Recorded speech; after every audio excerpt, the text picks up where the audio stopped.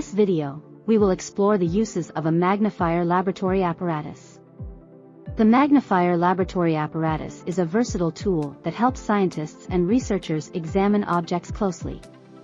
It is commonly used in biology, chemistry, and other scientific fields. With its magnifying lens, it allows for detailed observations and analysis of samples. The magnifier laboratory apparatus is essential for studying microscopic structures and organisms.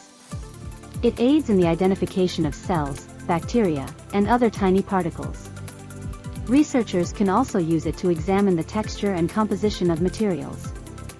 The magnifier laboratory apparatus is a valuable tool for scientific research and discovery. Whether in a classroom or a professional laboratory, it is an indispensable instrument. Stay tuned to learn more about the fascinating applications of the magnifier laboratory apparatus.